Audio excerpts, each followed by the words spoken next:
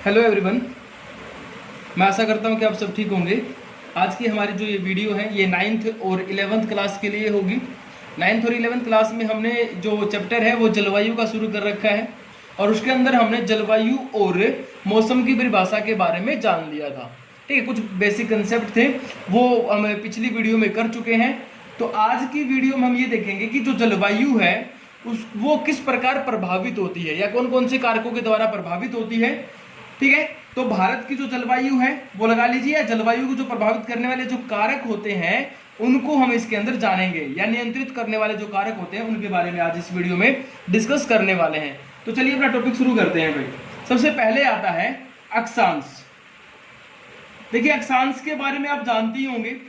अक्षांश जो होते हैं, अक्षांश रेखाएं जो होती हैं ग्लोब के ऊपर, उनके ऊपर हमने वीडियो बना रखी है अक्षांश और देशांतर के ऊपर। आप लोगों ने अगर वो नहीं देखी तो वो वीडियो देखिए। और 9th और 11th का जो पहला चैप्टर है जो इंडिया की यूनिट वाला, उसके अंदर इनके बारे में हमने समझा रखा है।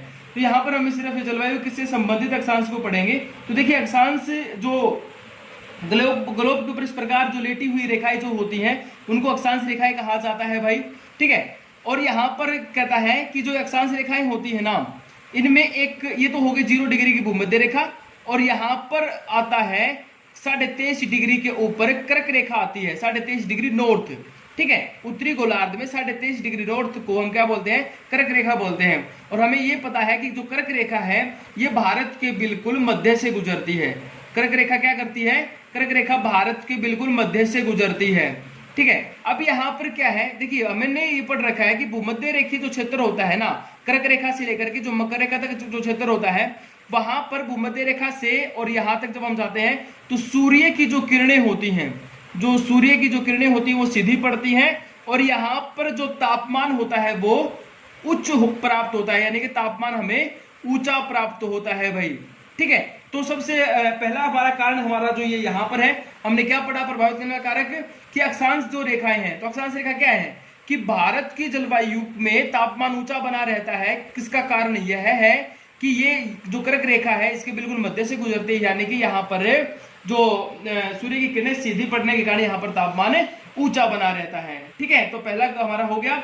दूसरा देख लेते हैं। दूसरा, आप लोगों ने हिमालय पर्वत के बारे में तो पढ़ा ही है, अगर नहीं पढ़ा है तो इसके ऊपर भी हमने जो दूसरा लेसन है इसी का 9th और 11th का, उसके अंदर हिमालय पर्वत को हमने बड़े डिटेल से किया है भाई। तो आप लोगों ने अगर वो वीडियो नहीं देखी है तो वो वीडियो जरूर देखिए। हिमालय पर्वत या ऊंचाई भाई दूसरा कारक है अपना, हिमालय पर्वत या ऊंचाई। अभी हिमालय पर्वत किस प्रकार प्रभावित कर रहा है या ये ऊंचाई किस प्रकार प्रभावित कर रही है। देखिए, जो हिमालय पर्वत है ना वो भारत के उत्तर की तरफ है, भारत के उत्तर की तरफ। ठीक है, जो इसे एशिया महाद्वीप से अलग करता है, एशिया महाद्वीप के बीच में सीमा बनी हुई है। मान लीजिए ये ग्लोब है और यहाँ पर ये हिमालय पर्वत है। ठीक है, और इसके नीचे अपना प्यारा भारत है। ठीक है, अब यहाँ पर जो ये जो हिमालय पर्वत है ये क्या करता है, ये चीन की तरफ से यानी कि तिब्बत की तरफ से आने वाली जो ठंडी पवनें होती है ना, तिब्बत बोल दें या हम ये बोले साइबेरिया भी कह सकते हैं। ठीक है, ध्रुवीय जो क्षेत्र है साइबेरिया वाले क्षेत्र से आने वाली जो ठंडी पवनें हैं, ठीक है, उन पवनों को ये रोक देता है भाई, उनके मार्ग में बाधा का काम करता है, ये रुकावट का काम करता है। नहीं तो क्या है कि भारत जो है कहते हैं ठंडा मरुस्थल बन करके रह जाता, इतनी जबरदस्त ठंडी हवाएं आती है कि यहाँ पर बर्फ गिरती सर्दियों के अंदर पूरे भारत के अंदर। लेकिन कहते हैं हिमालय पर्वत होने के कारण है हमारे यहाँ पर इसका प्रभाव नजर नहीं आता है। तो जलवायु को कौन प्रभावित कर रहा है, हिमालय पर्वत। हिमालय पर्वत में हम है ना भाई, देखो एक चीज और देख सकते हैं हिमालय पर्वत के अंदर, वो ये है कि जो हिमालय पर्वत है ना, जैसे हमारे यहाँ पर दक्षिण पश्चिम पवनें आती हैं, दक्षिण पश्चिम में मानसून पवनें आ रही हैं भारत के अंदर, और ये भारत में जैसे प्रवेश करती हैं और उत्तरी भारत की तरफ जाती हैं, तो हिमालय पर्वत इनके सामने ऐसे खड़ा बाधा बनकर के खड़ा रहता है। हिमालय पर्वत को पार करते हुए जब ये ऊपर की तरफ उठती है ना, तो ऊपर की तरफ उठने के बाद यहाँ पर कहता है कि एक तो इनके मार्ग में ये रुकावट पैदा करता है, नहीं तो ये सीधी निकल जाएंगी। ठीक है, सीधी एशिया महाद्वीप की तरफ निकल जाएंगी ऊपर की तरफ, लेकिन ये इनके मार्ग में रुकावट पैदा करता है। दूसरा, जब ये ऊपर की तरफ उठती है इनसे टकरा करके, तो कहता है इन क्षेत्रों के अंदर जबरदस्त बारिश होती है। आप लोगों को पता होगा कि जब हवा जो है ऊपर की तरफ उठती है ना भाई, ठीक है, जैसे जैसे ऊपर की तरफ उठती है तो उसका जो तापमान होता है, या हम ये कहें कि जो उसका तापमान कम हो जाता है और उसकी आर्द्रता जो होती है, जो उसके अंदर नमी की जो मात्रा होती है वो बढ़ने लग जाती है, ठीक है, जिससे संघनन की प्रक्रिया होती है, ठीक है, और वहां पर क्या होती है, फिर बारिश होती है भाई, ठीक है। अब तीसरा पढ़ लेते हैं, मैं उम्मीद करता हूं कि यहां तक आप लोगों को समझ में आ गया होगा। तीसरा है जल और स्थल का वितरण, जल और स्थल का वितरण भाई।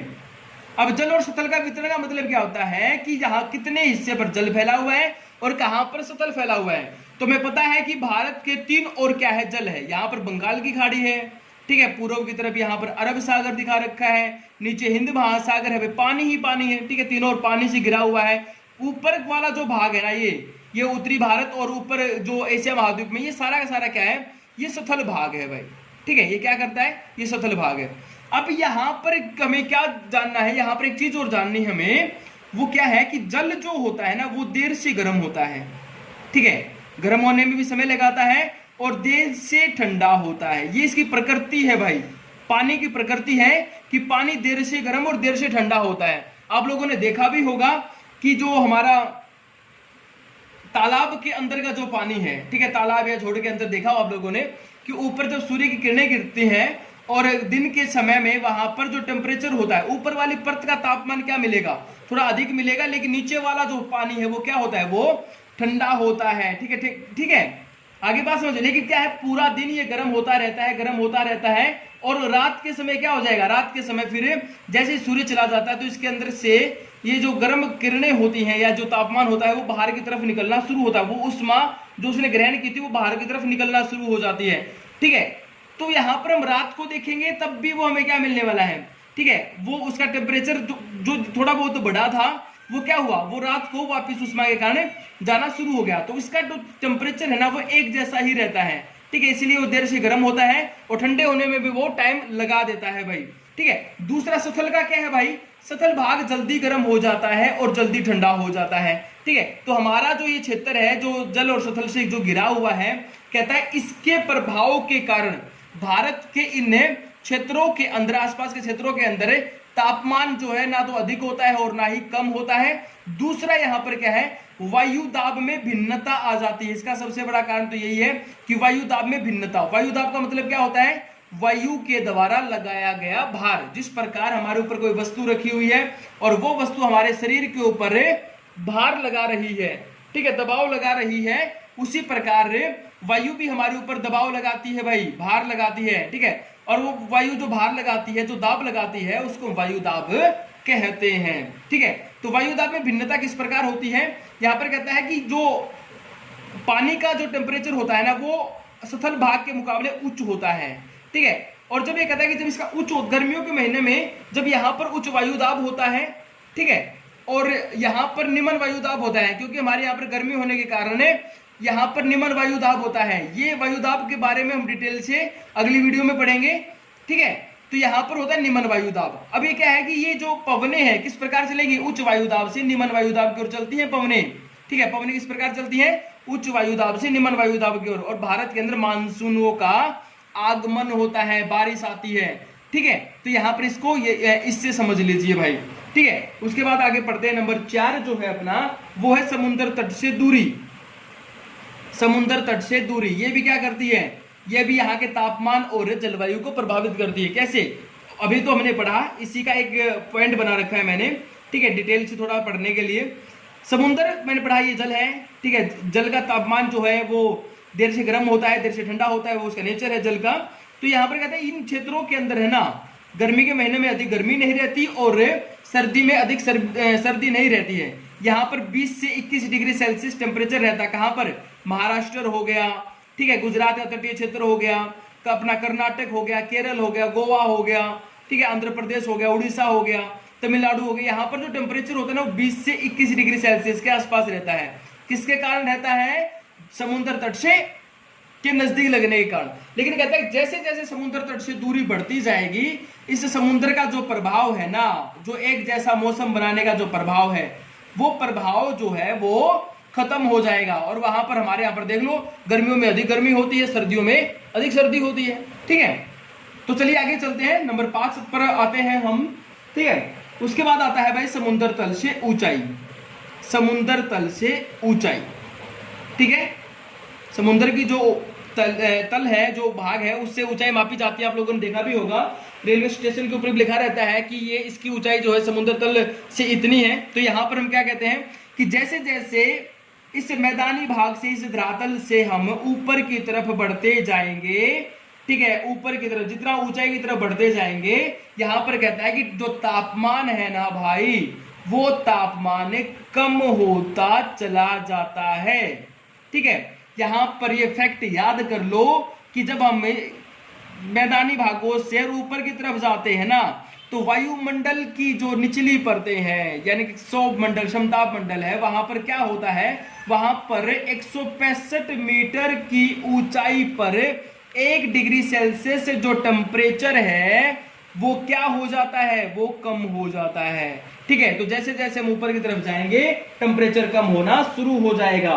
ठीक है, 1 किलोमीटर के ऊपर कहता है 6.4 डिग्री सेल्सियस टेम्परेचर जो है वो कम हो जाता है।